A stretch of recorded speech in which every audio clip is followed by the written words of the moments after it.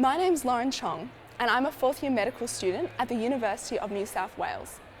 5 years ago, I came to a similar information evening, and I hope you find this one just as helpful as I found mine.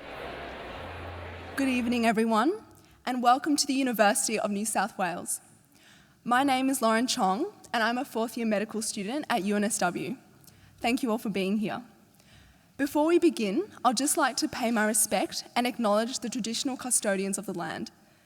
I also pay respect to elders, both past and present, and extend that respect to any Aboriginal or Torres Strait Islanders who are here this evening. Tonight, we will be hearing from a number of speakers. Firstly, Professor Tony O'Sullivan, Program Authority for the UNSW Medicine degree, will be talking to us about the program structure at this university. We will then be joined by Ms. Veronica Vele from Melbourne. She is the Senior Project Director of ACER and will be joining us via video link to speak about the UMAT exam and how to prepare. We will then hear from Mr. David Boothey, Administrative Officer within the Medicine Education and Student Office. He will speak about the application process as well as some of its associated myths. To finish off the talks, I'll be sharing some of my own experiences with the application process and with the first few years of the degree.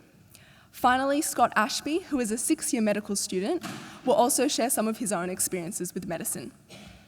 And without further ado, I would like to welcome to the stage our first speaker, Professor Tony O'Sullivan, Program Authority for Medicine.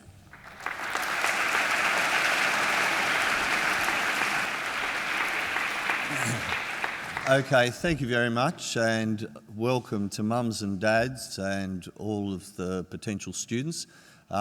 Glad to see there was a bit of sunlight, and hopefully if you got here a little bit early you got a chance to look around the campus, and hopefully we'll see a lot of these young faces on our campus, either with us in medicine or some of the other faculties next year.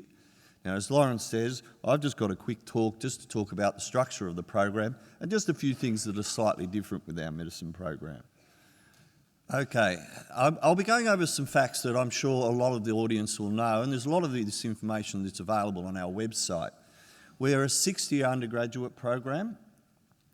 We really wanted, when we designed the curriculum about 12 years ago, to make sure that our students actually were learning the biomedical and social sciences as well as clinical practice through the whole 6 years of medicine. I'll talk a little bit about the old structures of medical programs and how we actually moved away from that. We have horizontal and vertical integration throughout the whole course, and by horizontal integration I mean you're learning disciplines such as anatomy, physiology combined. You're not learning these disciplines as actually separate. And you might be learning the anatomy or the physiology of the heart, and during that time you might be seeing patients in the hospital who have heart disease. The vertical strains that go through the program are things like ethics, clinical skills, and the quality use of medicines.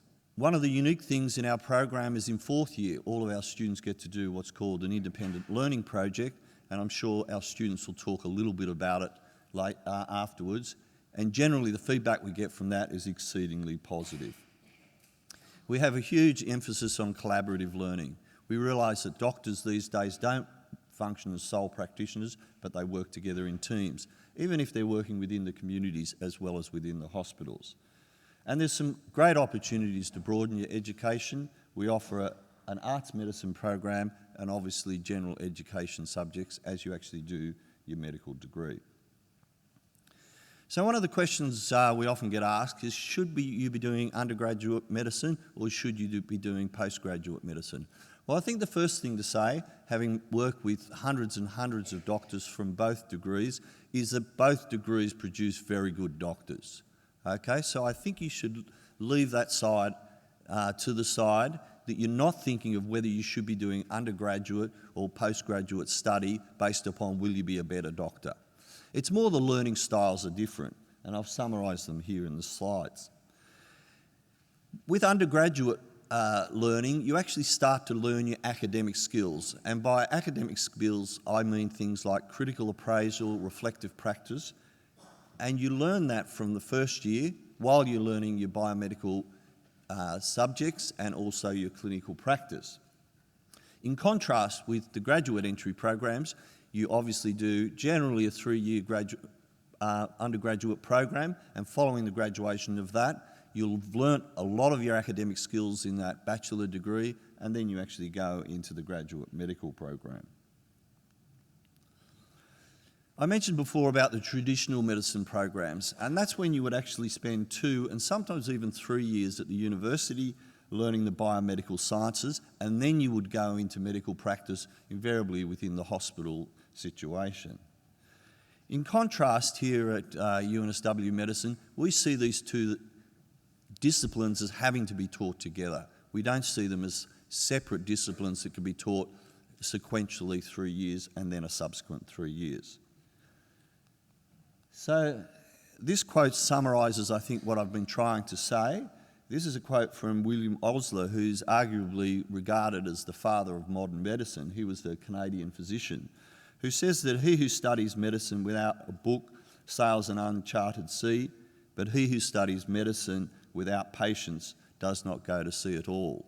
And I think that is trying to summarise what we're saying. If we can just teach you the content of what medicine's about here on campus, but you're not actually meeting the patients, you don't learn as well, you don't enjoy your learning as well, and you certainly don't actually become as interested in the topic overall. I mentioned before collaborative learning. Well, in this day and age, doctors work in teams. Even general practitioners that might be in a sole practice, they'll be referring to physiotherapists, dietitians, they'll be referring to specialists within the hospital system, within the outpatients, etc., etc. So developing teamwork skills is very important. And as a consequence, we have a lot of our students working in groups. In fact, we actually also have what we call vertical integration of our teaching groups, whereas in the first 2 years of the medicine program, the first and second year students are actually taught together. In other words, they're taught exactly the same material, and so it goes through a 2-year cycle. And we found that the feedback we get from those students, where the second year students functionally mentor the first year students, is incredibly positive. And obviously this is to prepare graduates from our medicine program to work with each other horizontally, but also to work in vertical teams, because you're often working with people who are more senior and more junior than you. Okay, on to the structure of the program.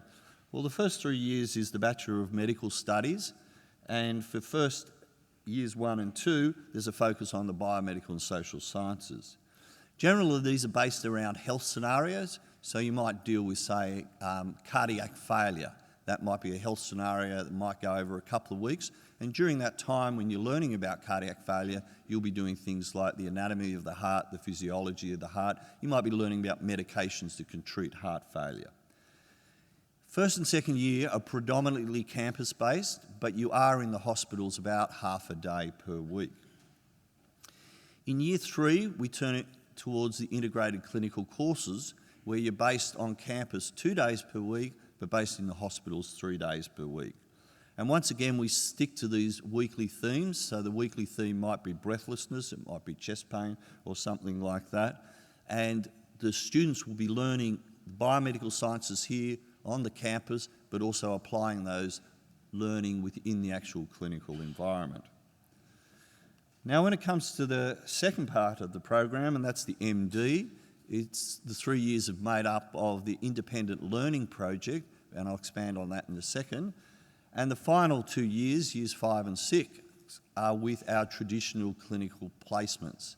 And that's when the students are in the hospital full-time. They're often connected to teams, so they might be connected to the gastroenterology team. They're the doctors that look after the abdomen or gastric diseases. And they will actually shadow those teams around outpatients. They'll be seeing the inpatients the same as the team. They also have the opportunity to have rural experiences at some of our rural GPs, but our smaller hospitals that are attached to us.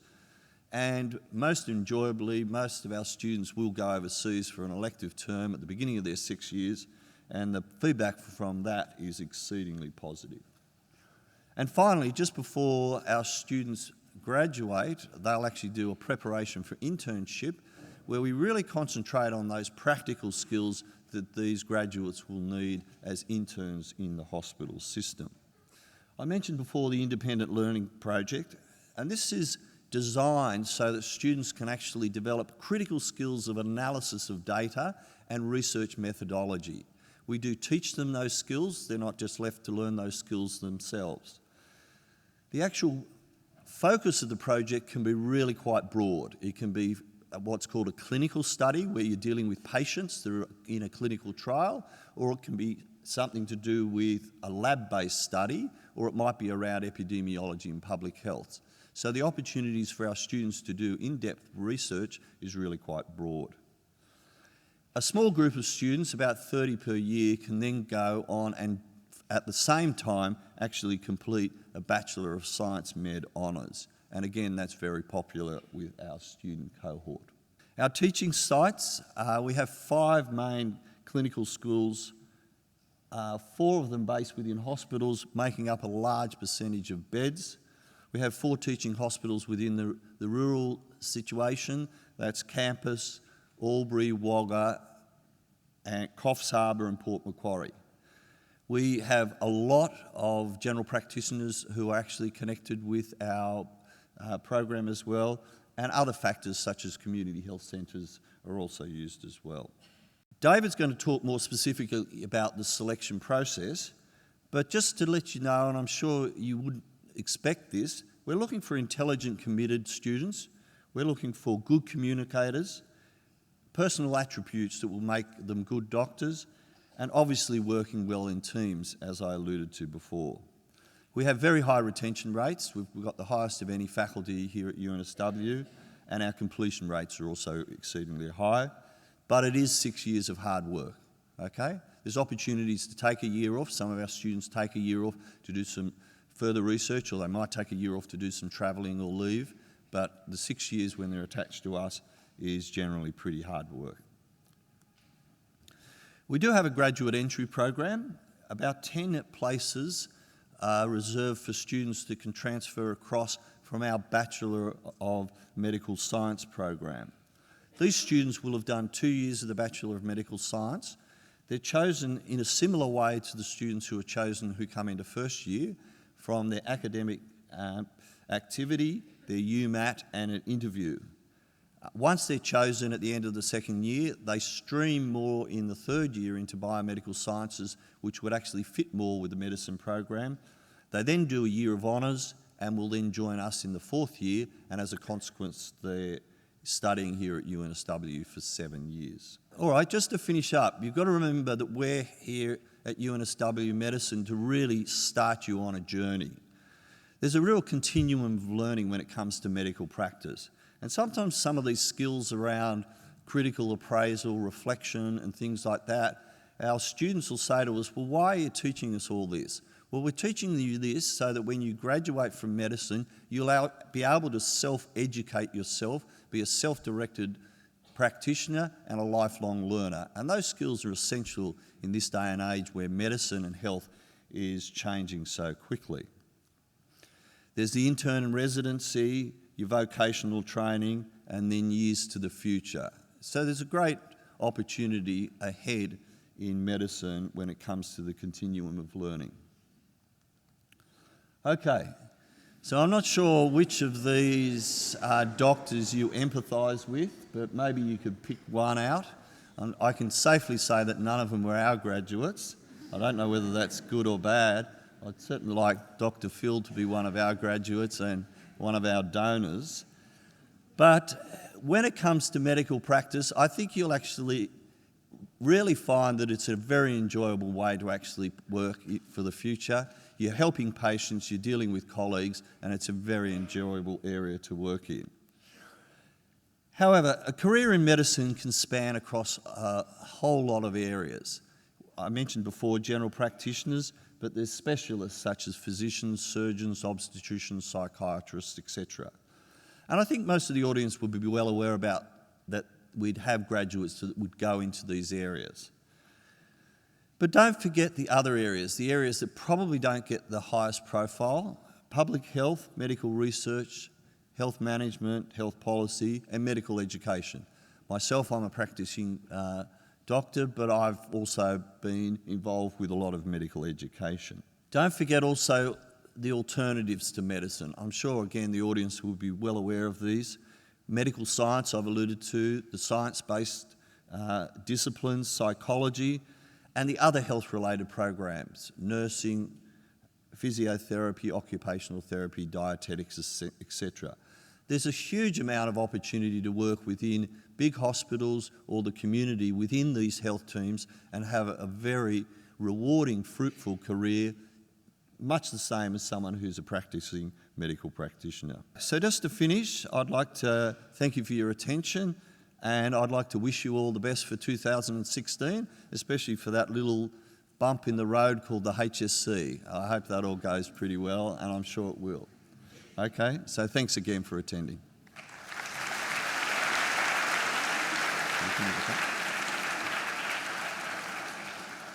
We now come to the part of the evening where we hope that technology doesn't fail us and that we can hear from Veronica Vele, who is the Senior Project Director for ACER from Melbourne. Good evening. Thank you so much for having me and for inviting me to talk to you today. I hope it's all going to work because I actually can't see you today, but I'm really happy to be able to speak with you. I'm going to talk very briefly about UMAT and what it is. You probably all have heard about it, and I hope some of you would have already registered for the test. UMAT is developed by the company I work with, the Australian Council for Educational Research, and is a cognitive test used by pretty much all the undergraduate medical schools that have a course that school leavers can apply to get into medicine, but also into other disciplines such as optometry, for example. The idea is to provide additional information to the universities who make the decision and who have to decide which candidates are going to be successful of their courses. If we move to the next slide, please, you will see the structure of the test. It goes for about 3 hours and it is divided in 3 domains. The questions, however, are all mixed together. The first domain that we assess is logical reasoning and problem solving, and the idea is to provide the universities with some indication of your ability and your skills to analyse information and draw conclusions. There is another domain that the universities are very interested in, which is called understanding people, and as you can probably gather, it gives them an indication of your ability to read people's thoughts and behaviours and understand what is going on in a situation at an interpersonal level. And the final domain that we look at is non-verbal reasoning. In this particular domain, there are no words that candidates are asked to read, but pretty much you're given just some instructions and you have the opportunity to demonstrate your skills to reason in a non-verbal context. So how do you actually tackle this test and how do you prepare? If we move to the next slide, I've got a couple of pointers for you. First of all, you need to be familiar with it. When you register for the test, we provide you with a practice test, which is a compilation of questions that appeared in the test in the past. That's the first thing that we recommend that you do, so that when you turn up on the day of the test, you are not lost and you know what you should expect. It's also important that you read the information that we provide for you, information booklet. It is updated each year and it contains everything you need to know about the test. And I like to stress that while it is important to know what the content of the test is, so you have an idea of what to expect, you should also have an idea of what to expect on the day in terms of procedures. For some of you, the test will be possibly an experience in a room with another 1,000 or so candidates, and it can be quite daunting and quite stressful. So I would recommend you read the information booklet carefully and you look at the tutorials that we've provided for you. We have created 3 tutorials. They are not very long, but I really, really recommend you look at them. They just give you an idea of what to expect on the day, what you should be doing before the day, and also it gives you an idea of how to register and takes you through the process, so there are no surprises along the way. If we move to the next slide, there are some examples of the questions. It's just to give you an idea of what problem-solving question would look like. That will be on the left-hand side, and what an understanding people question would look like. They are all multiple choice questions, and they all contain a piece of text. In certain cases, there might be a table or a graph, and in certain cases, there may even be a cartoon. And then following this piece of information that is provided to you, there are usually a few questions. We never write a long piece of text and then give you only one question. We might give you 2, 3, or 4. On the next slide, I've also given you some example of the non-verbal reasoning questions. As you can see, there are absolutely no words in there aside from the instructions. A copy of these questions is actually available on the website in the information booklet, so you don't have to worry. You can go home if you haven't looked at it yet and try and have a go at them. The way you tackle them, you have to try and understand what you're reading and what the problem that is put in front of you, and then break it into small pieces and think about all of the different pieces before you come to the correct answer. If we move to the next slide, you will see, again, there are a couple of pointers on what to do on the day.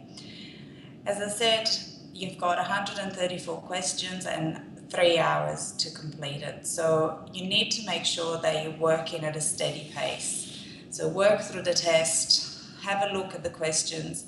If you think you know the answer, just put it down. If you're unsure, you can always come back at the end if you have some time.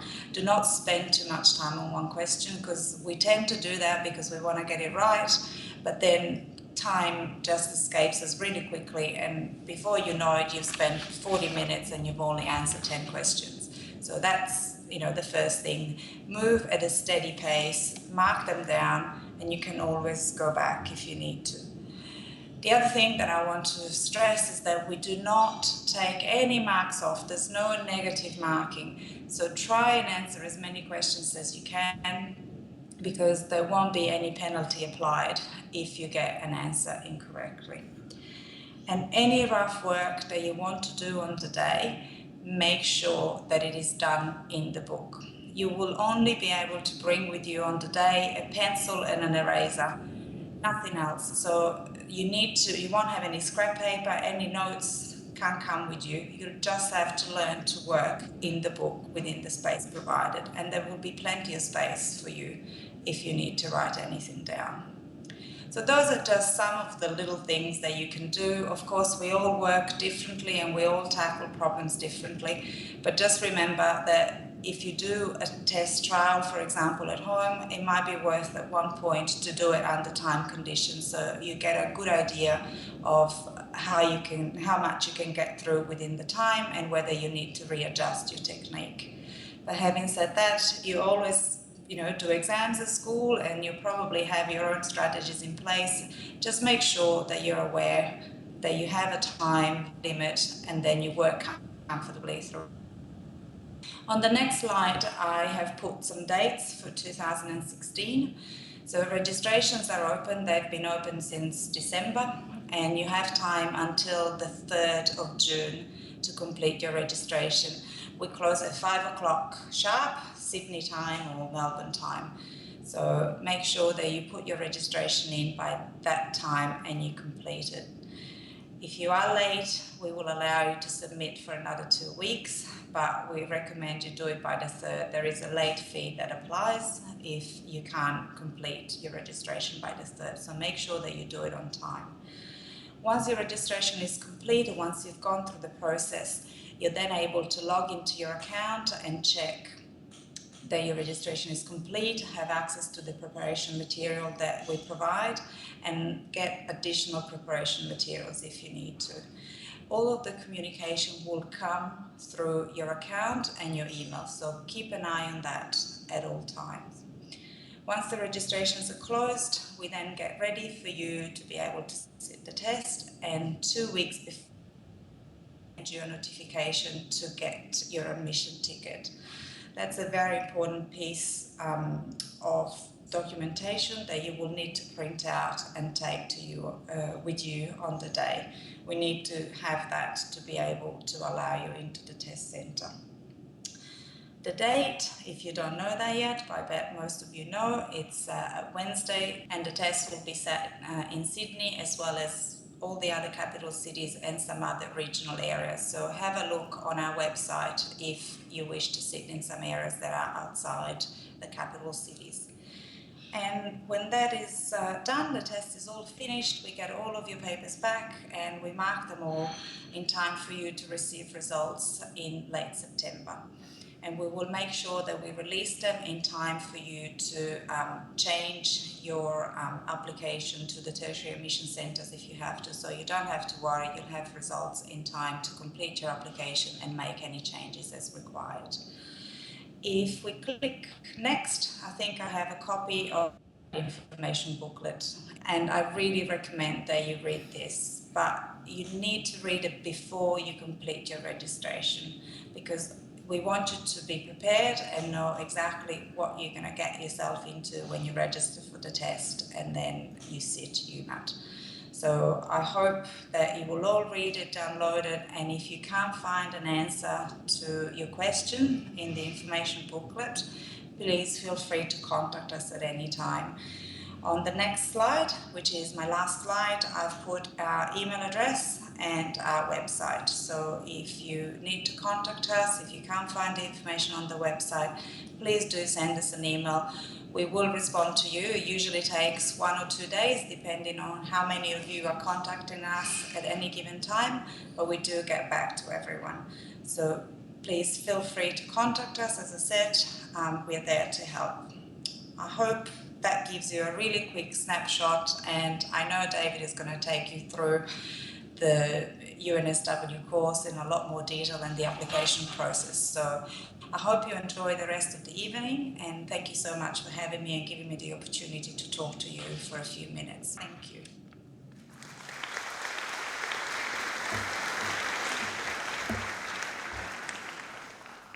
I'm now going to introduce Mr. David Boothey.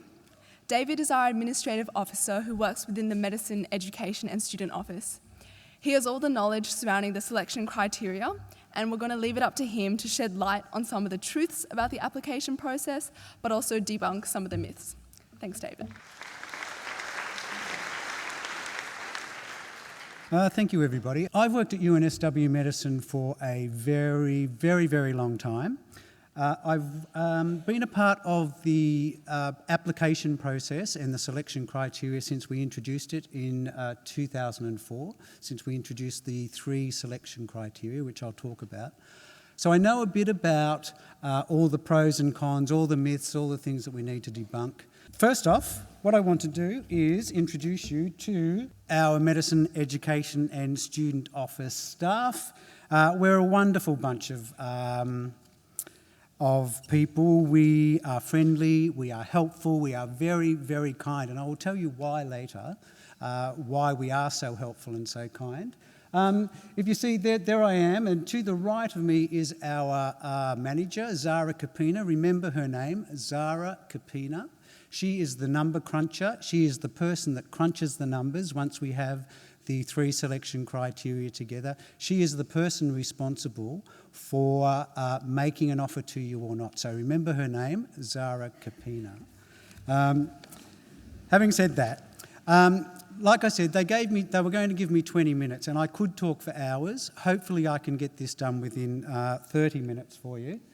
My job tonight is to help you guys have a very simple, straightforward and easy non-stressful application process. So let me firstly talk about the bad news. There is only one bit of bad news. There are far more people applying to medicine than there will ever be places available. In fact, there are a whole lot of people that will continue to apply for medicine that will never get into a medicine program. That's the bad news. The rest is all good news. You do have options. So tonight I will very quickly talk about the options that you have. I will talk a little bit more about UMAT, and I want to talk about ISAT too, the International Student Admission Test. I will most importantly talk about the frequently asked questions that arise every year to do with the application process, and my favourite is debunking all the myths, all those untruths that arise every year. So we need to get rid of all those so we can actually help you have a stress-free application. I will chuck in through my talk a few stats because, well, everybody likes stats. So we'll chuck those in. Okay. As I mentioned before, a whole lot of people will continually apply for medicine and never get in. You do have options. Around Australia, there are a number of undergraduate medical schools and there are a number of graduate medical schools. In the state of New South Wales, there are 3 undergraduate medical programs. Us, UNSW, we offer a 6-year program. Western Sydney University offer a 5-year program, and the University of Newcastle offer a 5-year program. I would encourage everybody, every person that is keen about medicine to apply to at least these 3 places, these 3 medical schools, in the hope of getting an offer from somewhere. A whole lot of people will apply all around Australia in the hope of getting a place in medicine. There are 3 graduate entry medical schools in New South Wales, Sydney Uni, Wollongong Uni and Notre Dame, the Catholic University. They all offer 4-year graduate programs where you complete an undergraduate degree, a 3-year undergraduate degree, usually science, and then you start applying for graduate entry. As Professor O'Sullivan mentioned, there is the graduate entry stream to consider via UNSW Medical Sciences, offered to the top 10 people based on the first 2 years of results from medical sciences, plus UMAT, plus interview. Now, the good thing about the graduate entry medical program, if you're not one of those top 10 people, you can simply complete medical sciences here at UNSW, and it's a very, very good stepping stone to graduate entry medicine. So they're mainly your options. I'll very quickly talk about UMAT and ISAT. Just quickly, I'll talk about GAMSAT. GAMSAT, a whole lot of people get a bit confused about GAMSAT, particularly the people that come to us who have already part completed or completed other tertiary degrees. GAMSAT is the Graduate Australian Medical School Admissions Test. Graduate entry medical schools use this test as a part of their selection criteria. We are not interested in GAMSAT. We are interested in UMAT. All our local and all our rural applicants must sit UMAT as a part of our selection criteria. All our international students must sit ISAT as a part of our selection criteria. So I'll now talk about the frequently asked questions that arise every year as a part of the application process. Everybody wants to know how many places we have available. We have 269 places, 269 students commence our program every year. That's broken down into 130 for unbonded, straightforward, Commonwealth-supported places. We have 54 bonded medical places. This is a government initiative where people are bonded to an area of workplace shortage once they commence their specialty. I'll talk more about that in a minute. It is not as scary as it sounds, but I will bring it up again in a minute. And we have 80 international places. All up, 269 students commence our program. Breaking that down some more, our local students, we have 93 unbonded places, straightforward places. We have 39 bonded places, bonded to an area of workplace shortage. We have a rural entry stream. We have 35 unbonded places, and we have 14 bonded places for the rural entry scheme, It is an initiative to encourage doctors to work in rural areas. We take in about 8 Indigenous students a year. Now, our Indigenous students that come to us must undertake a very intensive pre-med program as a part of their selection to get into our program. And again, we have 80 international students start the program. Everybody wants to know how students are selected. From 1961, when we first started a medicine program at UNSW, up until 2003, entry to our program was based strictly on academic merit. Now that served us well. However, when people apply for medicine, top-ranking degree programs, and they have a very high ATAR, or back then it was a UAI, I think, or an ENTER result, they immediately think, or their parents immediately think, okay, law or medicine, without thinking about the consequences of a career. When the program that Professor O'Sullivan has been talking about commenced in 2004, we thought that was a perfect opportunity to change the selection criteria to actually get people into our program who actually wanted to do medicine. So we've introduced academic merit, UMAT, which Veronica has been talking about. It's an aptitude test and an interview process. As I mentioned, international students in place of UMAT must sit ISAT. What subjects will I study? Now, it's really important that when you apply to other medical schools that you check to see what their selection criteria is, what prerequisites they might need. At UNSW, there are no prerequisite subjects. We do assume that you have at least standard English, and we recommend that you do chemistry. Now, if you haven't done chemistry, that is not going to stop you getting into our program. What is going to stop you getting into our program is that you do not meet those three criteria: academic merit, UMAT, and interview process, all equally weighted. Remember, with us, there are no prerequisite subjects. This is a big question.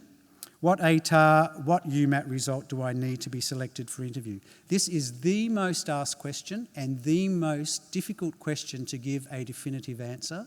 That's why I've left that blank. Let's fill it in. Let's fill it in with a lovely one of my photos of the front of the Wallisworth Medicine Building.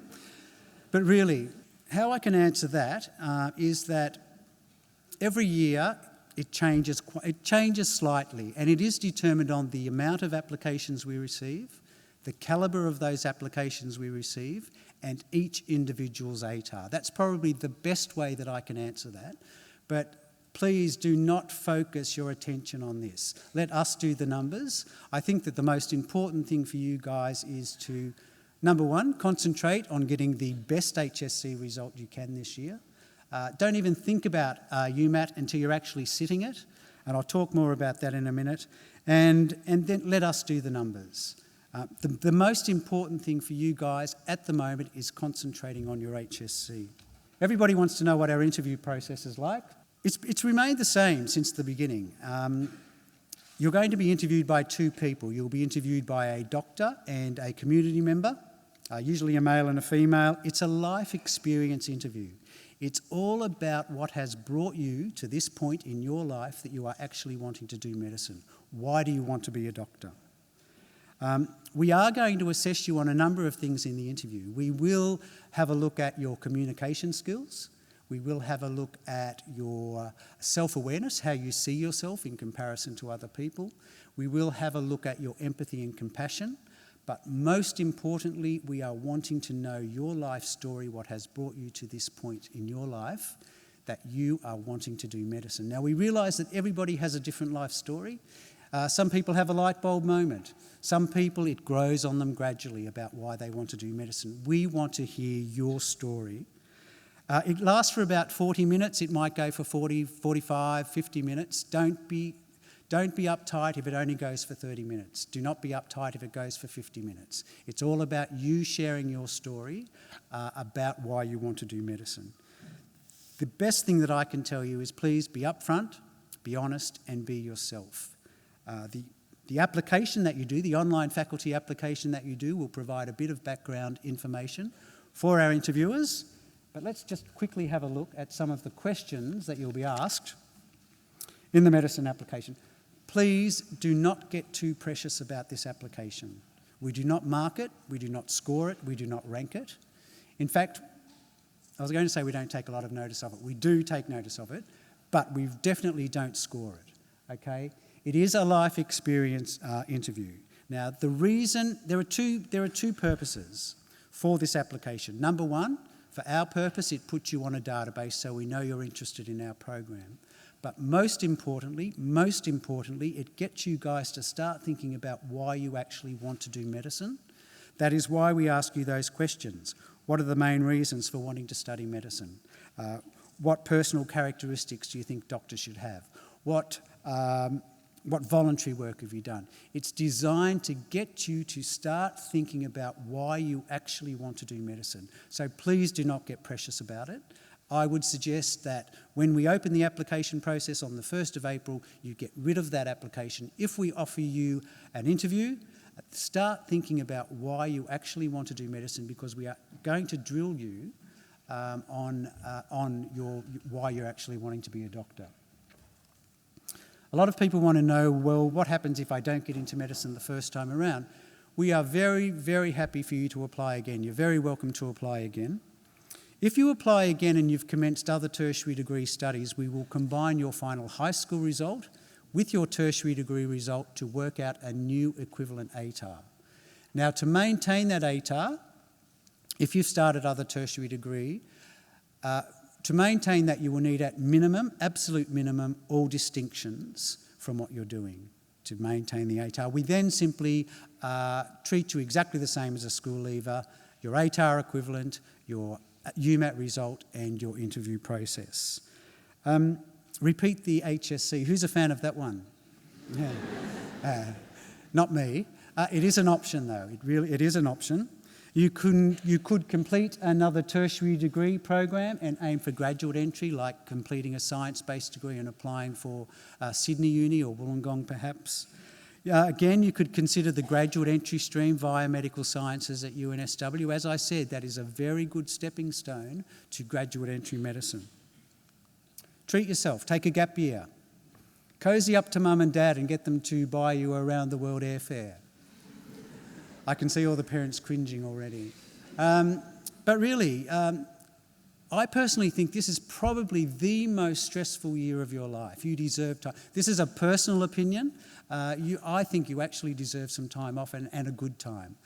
You could use that year to do some extra voluntary work, to go and work in a third world country, to be able to come back with some more life experience to our interview process and share that at another interview.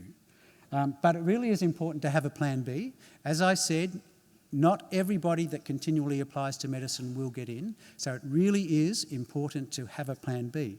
One of the questions we ask in the interview is, what is your plan B if you don't get into medicine? What alternatives have you thought about? Everybody says, oh, I'll continue to go for medicine. No. Our question is, what is your alternative? We want you to be realistic enough to have a plan B alternative. So please know that, it really is important to have a plan B. Okay, so very quickly, the application process. Look, it is a very straightforward application, and I say that probably because I see this 50 million times a week. But it is a very straightforward application. This is the front page of the medicine website, and if I can just very quickly digress for a minute, if you look up on the right-hand side there, you'll see, so you want to become a doctor, the profession is too hard for a girl. Now, I went to a book launch a few weeks ago now of the very first cohort, the 1961 cohort. 47 of those people have published this amazing book. I'm not here to plug the book, but all of them have put in a chapter each of their experiences as a medical student, as a doctor, and it is an amazing read. I've read a few chapters from it, and it really is. It's a really good and inspiring read. I would suggest that, possibly if you've got 5 minutes, in the search bar here, type in "And Now from the Beginning." That's the name of the book. I'm not plugging it. But it really is an outstanding and inspiring publication. Now, one of the ladies that got up to talk was talking about how difficult it was being a woman back then, way back in 1961, being a medical student. Back then, and for quite a while, medicine was a male-dominated area. It was the domain of males. And this lady was talking about how difficult it was. She was talking about how she went into work one day and she was wearing pants, and all the nurses gasped, "Oh my God, this woman's wearing pants." What's interesting, the trend these days is that there are more females doing medicine than there are males. This year we commenced 123 males and 146 females, so go girls. And that is a continuing trend. Okay, so very quickly, you will click on that very first page. You will then come to here. Above that is a whole lot of information. It's important to read all the information, to read it thoroughly. if you click on to learn more, that will give you an in-depth information about the structure of our program and how we assess our students. It's worthwhile having a look at that. Our program is very different from most medical schools, so it is very important that you know what you're getting yourself into. You will then click on apply here, and you will come here. Along the top there are the 4 pathways to medicine: a local applicant, a rural applicant. You may meet the criteria for the rural entry scheme. It's worthwhile checking that out. International and Indigenous. Now, I'm assuming that most people here tonight are local, so you will read all that information. It's very important to read all that information. Down there is how to apply and lodge your application. If you click on that, a list of key dates will come up. All the dates of when UMAT is, when you need to apply for UMAT, when it's happening, when our interview process is. And then you will click on the medicine application form. Once again, do not get precious about that application. We don't mark it, we don't rank it, we don't score it. It's designed to prepare you for the interview. Okay, the myths, my favourite bit, where I debunk all those things that pop up every year. And myth 1, applying to a bonded place doesn't increase my chance of entry. Now, bonded places are a government initiative.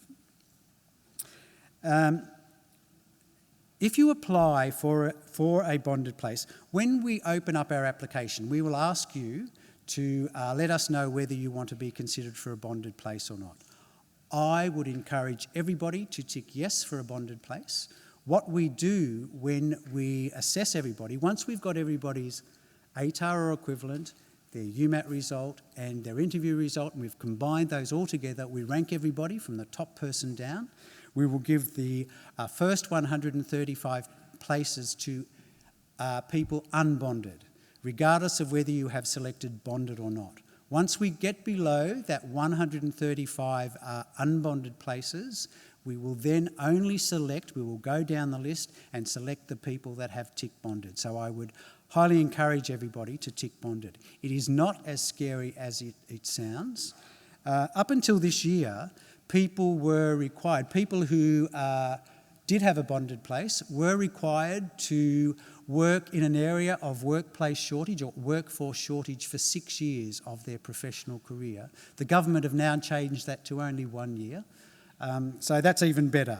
28% of all places to Australian medical schools are bonded. I highly recommend that you tick the bonded place.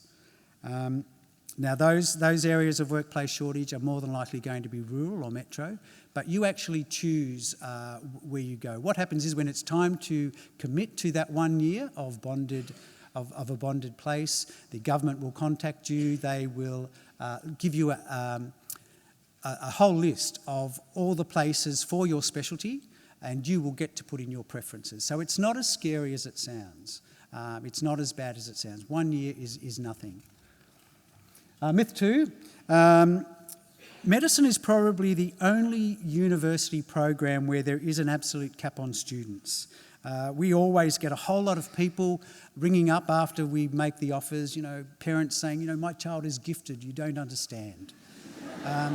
Surely you can make one more place available for my gifted child. Well, it just doesn't work like that. We are capped. The federal government sets the quota for local students. We can't go outside that. We really do have to be very strict with our numbers. At UNSW, we set a rural quota of 49 students, and the international quota is quite separate from all that. But we really cannot put any more people into the program. The minimum ATAR or equivalent for local applicants that we consider is 96, and for internationals is also 96. For rural, it is 91, but that is not going to guarantee you entry. Obviously, the higher your ATAR, the higher your UMAT, and the higher your interview process, the better chance you have of being made being offered a place in our program. So here's where I bring in some stats, because we love stats. Now, I'm probably going to panic a few people. 96 for locals is the lowest that we look at, but the median ATAR, or the median equivalent ATAR, of local people that got into our program this year was, wait for it, 99.63. The median rural ATAR of people that got in was 97.63. The good news is the lowest ATAR of somebody that got in, a local applicant that got in, was 97.47. And the lowest ATAR of a rural applicant that got into our program this year was 91.6. So take that on board, please. I love stats. I do love stats. Passing UMAT is all that's needed. Now, type in UMAT into the search bar of the web and pages and pages and pages and pages and pages and pages and pages of UMAT preparation courses will come up.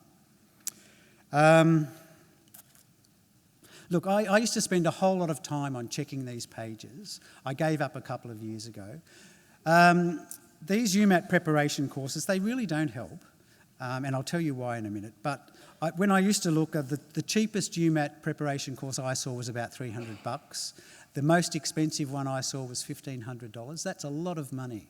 And now that Veronica's not here listening to me, I used to tell people, you're better off spending that $1,500 on a night out before UMAT. She actually went mad at me. She went mad at me one year and said, at least tell them to go out the night after UMAT. So, but really, look, it's not... The greater your UMAT result, the better chance you have of entry into the program. The minimum UMAT that we look at is 150. Then that is divided by 3, and we consider that your overall UMAT result. Okay, so the median UMAT result, some more stats, the median UMAT result from a local person that got in this year was 65.36, and the median of a rural was 58.6. So keep that in mind also. I really don't want to panic you about UMAT. The preparation courses, I was a bit ahead of myself because I'm really not a fan of preparation courses. Look, we don't recommend these courses at all. We really don't recommend them, and ACER certainly do not endorse any of these courses. ACER now produce, or they provide extra online paperwork, online practice questions to try to stop these courses. The feedback I get from the students that have started our program is that a lot of them do these courses. A lot of them do think that it is going to assist them, but then a lot of those students tell me that it actually didn't really help them at all. They really do feel like they wasted their money. A lot of them tell me that if it was to have helped them at all, it was only with the shape section, and they feel like that they'd had spent $1,500 on practicing shapes. So really and truly, I do get myself into a bit of strife by saying this, but this is my opinion, and I mean, by all means, go out and do these preparation courses, but I don't think they work. It's an aptitude test. You've either got it or you haven't. It's based on your life experiences. Interview preparation courses are beneficial. Again, these people that provide you with UMAT preparation programs are going to offer you for an extra couple of $100 an interview preparation course. They often give misleading information. They don't know what our selection criteria is really. What they're out to do is make money. They're not interested in whether you start medicine or not. They're interested in making money. Our interview is based on your life experiences and your motivation to do medicine. Again, the best advice that I can give all of you people is to be honest, be upfront, and be yourself when you have the interview. Whatever you do, please do not start. If you go to one of these preparation courses, whatever you do when you come to our interview, do not answer the questions how or what you think we want to hear. That doesn't work. I have been interviewing since 2004. I've been on the interview panels since 2004, and I can tell people that have been coached. Now, we don't hold that against students, but they don't actually do a very good interview. When you have an interview, it needs to come from here, not so much here, if that makes any sense. It is a life experience interview.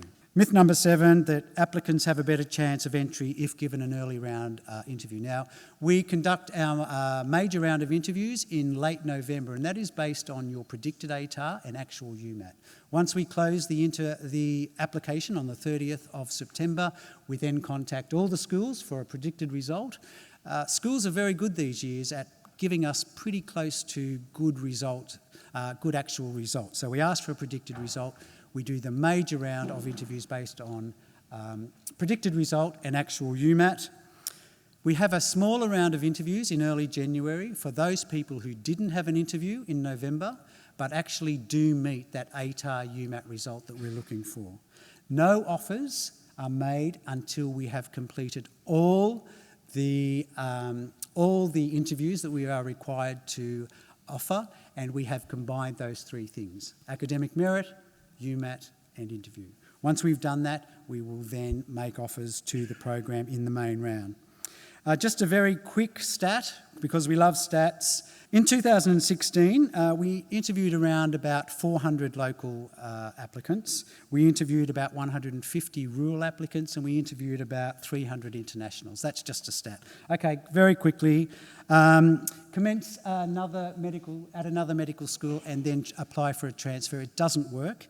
The structure of our program is such that if you even were able to get a transfer to our program, you would have to start in year 1 anyway. We can't offer you credit for anything that you've done. We think that for continuity, it's best to stay at the medical school that you've started. But if you do have extenuating circumstances, we are willing to have a look at that, but we really do think it's best that you stay at the medical school that you've commenced in. Myth 9. Doctors' children are advantaged or disadvantaged every year. Every year, once the offers go out, we will be bombarded with telephone calls. Mrs. Smith will ring up about her gifted son saying, just around the corner, the top surgeon in New South Wales lives. His daughter got a place in medicine, and it's all because he is the top surgeon in New South Wales. Mrs. Jones will ring up and say, my husband is the top surgeon in New South Wales and my daughter didn't get a place in medicine. The plumber's daughter around the corner got a place in medicine. What is going on? So there is no advantage and no disadvantage. It is totally irrelevant. We are interested in the interviewees. We are not interested in what any parent says. We are not interested in what anybody else says about the people that apply to us. We are interested in what you say when you have an interview with us. This is the Lowy Cancer Research Centre. You probably saw it when you came in. It was opened by, which Prime Minister? It was opened by, it was opened by the Honourable Kevin Rudd in 2010. It's where we've combined all the cancer research together. So that's the Lowy Cancer Research Centre. Joined to that is the Faculty of Medicine, and if you see in the reflection there's that old 60s brick building. That's the Biological Sciences building. That is currently under renovation. Behind that is a great building being built. By mid-2017, this is going to be the most amazing biomedical research hub. So we're really looking forward to that. We're really proud of that. These are the contacts. We have heard at the Medicine Education and Student Office, we have heard every silly question there is. Please, we invite you to contact us with any question you have. Any question you have will not be any sillier than we've heard. I want to give a call out to the Health Careers Kit that is a kit that's put together by the Rural Clinical School. It's a great publication. It outlines every health profession that is available, every university that offers those programs, every ATAR requirement. It is a very, very good publication to have a look at, particularly when we ask you about your Plan B in the interview. A big call out for that. And we'll just revisit the Medicine Education and Student Office staff again. As I mentioned, we are very kind, we are very helpful, we are very friendly.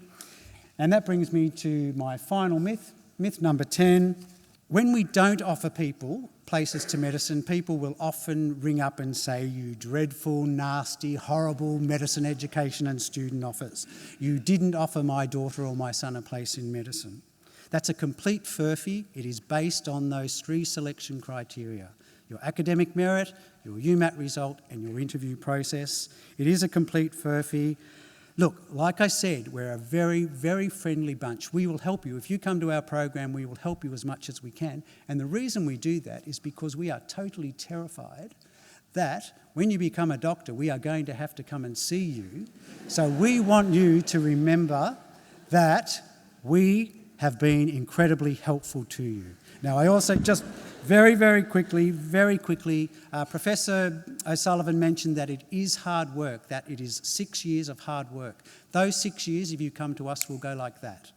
I guarantee that you are going to have the best 6 years of your life, the most amazing 6 years of your life. You are going to meet lifelong friends. I still have contact. I've worked here for many years and I'm still having contact with doctors all over the world.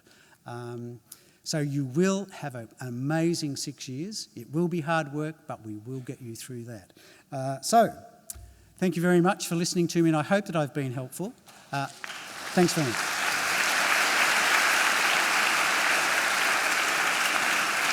So we've gone through the academic nitty-gritty of the UNSW medicine program and how to apply. Tonight, I've been asked to share with you some of my personal experiences with the application process, as well as with the first few years of the degree here at UNSW. Before I begin, I'd just like to quickly reintroduce myself. My name is Lauren, and I'm a fourth-year medical student at this wonderful uni. I finished school in 2012 at ASCM, and I started studying here in 2013. You know, it's funny because in my final year of high school, in year 12, I remember coming to this exact same medicine information evening. I remember sitting in the same seats that you are sitting in, and I remember listening to the exact same speeches that you are listening to tonight. And the one thing that was running through my mind the entire evening was this thought: all I really want to do is study medicine, preferably here at UNSW, and all I really want to know is how I can pass these three huge hurdles: the HSC, the UMAT, and then the interview. So if any of you guys are thinking the same thing, the key piece of advice that I want to give you tonight is that it is possible to get into medicine at UNSW, but one of the keys is to be organised this year. So when I say organised, I mean having a broad understanding of when you will have to face each of these three challenges and what each one will involve, and then starting your preparation early. For example, for many schools, the UMAT will fall either during or near your HSC trial period. So make sure you start your trial study early so you don't get stressed during the exams. Secondly, remember that the interviews, although they're awarded based on academic merit and your UMAT result, will be focusing on you as a person, as David said. So I really encourage you this year to do things that you enjoy, extracurricular activities like music, sport, acting, dancing, whatever, charity work. This will not only give you a break from study, but it will also give you evidence that you can use at the end of the year to testify that you are more than just your studies, which I know that every single one of you definitely is. Anyway, that's enough of my wise words. I'm going to give you now a brief snapshot of my experiences during the first 3 years of UNSW medicine. As a student, I can probably say one of my favourite, if not the favourite thing about this course for me, is the clinical element. UNSW lets you go into hospital from semester 1 of first year. You get to shadow real doctors, talk to real patients, and examine them for real disease.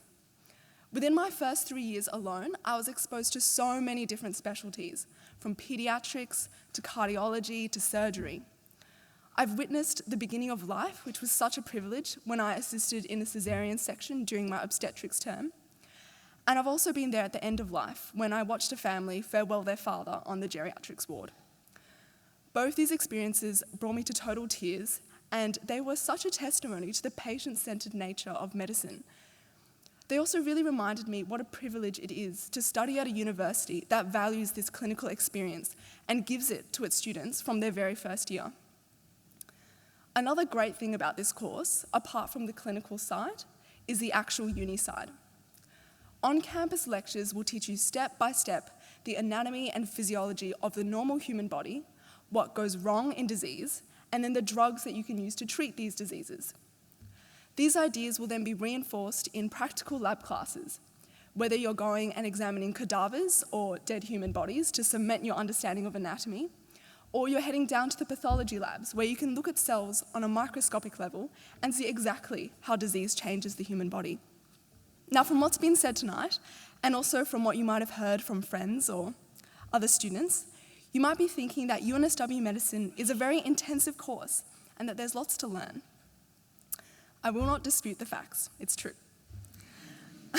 However, I will tell you what a lot of people don't know about is the amazing camaraderie that exists between students to help each other get through it.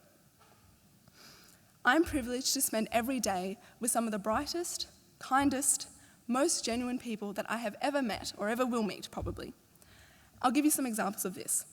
Older years, without even being asked, will volunteer their notes to younger students. It's a common sight to walk through the hospital and see a group of younger students shadowing an older year who, although so busy, has given up some of their time to show them around the wards and show them the ropes. When it comes to exams, the most stressful period of the year, students from the same year group will come together to help each other study and do well. So this idea of competition, which is often so prevalent in high school, is completely eliminated here. It's such a wonderful environment to be in, and it's all about learning together and helping each other and becoming good doctors. I can't emphasize how lucky you guys will be if you come to study medicine here. So I'm just going to finish now on an extracurricular note. 6 years seems like a long time, but it goes by so quickly, and there is so much more to university than your studies. Over the years, I've been to Medball and Medcamp. I've served on the Paediatric Society, of which I'm now head. I've been a member of the Medical Leadership Committee, which is a group of students that organises events where other students can network with and be inspired by doctors from all walks of life. I've even joined the choir. So regardless of whether you enjoy charity or music or acting, or whether you just enjoy socialising, there is truly something for everyone. Anyway, I hope my words have given you some insight into the wonderful course that is medicine at UNSW, and also how to handle the difficult application process. I really do wish you all the best this year. I know you will get through it and that all your hard work will pay off. So enjoy the remainder of the evening, take in as much information as you can, and I hope to see you next year. Thanks very much.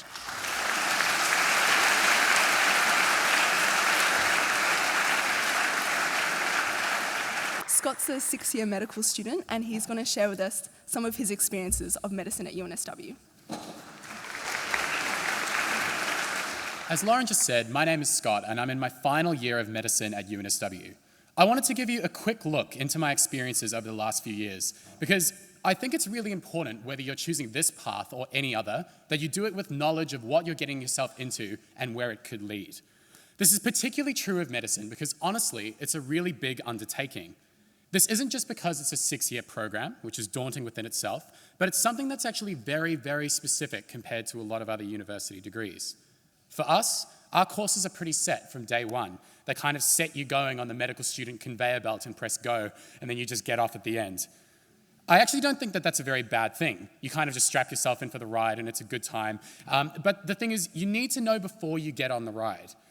Because in its own way, this is a really wonderful degree. Like Lauren, I feel extremely privileged to be able to do what I do, but it isn't something that you should take on lightly, and it's not something that you should do because everybody else wants to, or because you get decent results in your exams.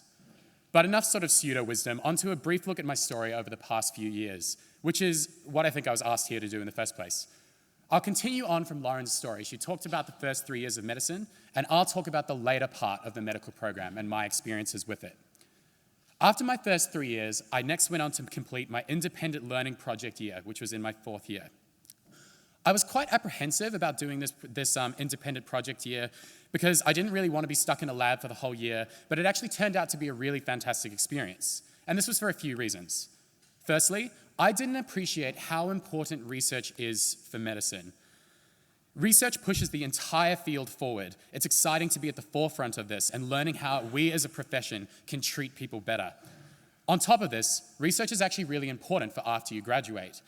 For a lot of the more competitive specialties, they will actually look at your research experience almost more than all of your university results combined. So it's nice to have that leg up when you graduate. The other thing that I didn't realize when going into my independent learning project is that the research here doesn't have to send you into a library or a lab somewhere.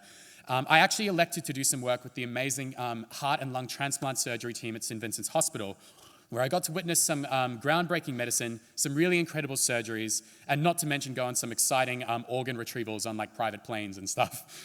But now, here we are. I'm in phase 3 and I'm in my full-time clinical years. And to be honest, it's kind of the best. I rotate between different departments and hospitals about every 4 weeks. I've met some truly inspirational medical professionals, and I get to do a whole bunch of different things. I get to assist in surgeries, do basic procedures. I can get to see patients in the emergency department and assess them by myself. I get to take histories, see patients through their entire hospital stay, and I even got to deliver a baby by myself at 6 o'clock in the morning last year during my obstetrics and gynecology rotation. I hope that it won't retract from my legitimacy if I tell you a little bit that after I'd sort of weighed the baby and then it stopped crying and it grabbed my finger, I teared up like pretty badly. Which like the midwives and the mother thought was really, really funny. But like medicine is packed full of these really magical moments and these really personal experiences. And it's what's made this really, really fantastic for me. We get to have placements at some really fantastic hospitals throughout Sydney and throughout New South Wales.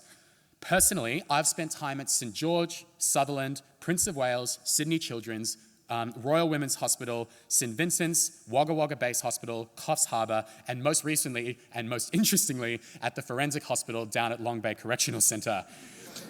You can also be placed at Liverpool, Bankstown, Albury, Port Macquarie, Griffith, and a bunch of other places, particularly in your later clinical years. And all of these sites have their strengths and are really fantastic places to do the program. My highlight, though, would have to be elective. If you end up at UNSW, each of you will get to spend 8 weeks wherever you choose doing a medical placement. And a lot of the times, it's wherever you want to in the world. And it is a once-in-a-lifetime experience and is something I will never forget. I just got back from doing trauma at the busiest hospital in Africa called Barra in Johannesburg, which was confronting, insane, and totally indescribable, and was one of the best experiences I've ever had in my life. But enough about the academic stuff. Like Lauren was talking about, it's really only part of the experience here, and I would feel remiss if I didn't talk about some of the other experiences that I've had while I've been at UNSW. I've gone to MedCamp and MedBall, I've played in our talent quests and for faculty-based sports competitions. I've been a member of the cast of Med Review, our sketch comedy show, and I went on to direct the show and be on the executive for the society in my 3rd year. I've been the events director for MedSoc, our Medical Students Society, which is a group that does incredible things for us as medical students. I've represented our cohort's views at national forums and to Parliament. I've gone to the national convention run by medical students, which is the biggest student-run event in the world and is an event that I am now the convener for. But believe me, this isn't a reflection about my competence. It's more that because it's actually about the fact that I just keep putting up my hand and wanting to be part of all these amazing opportunities. And there are so many different opportunities that there is something there for everybody. And if I can recommend one thing to you guys, it is I recommend this, is keep involved in all of these things during your HSC year, but while you're at UNSW as well.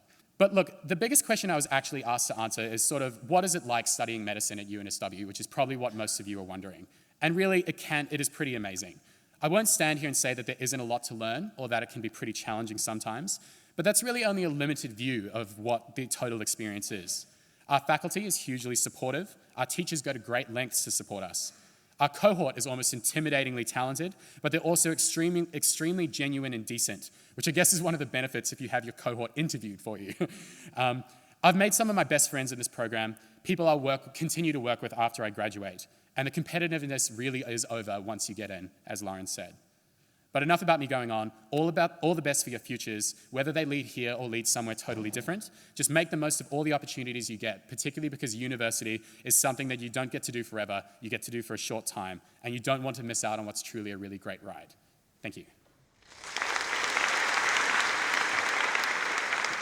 If you would like any further information, please go to the following website or email. Thank you for watching.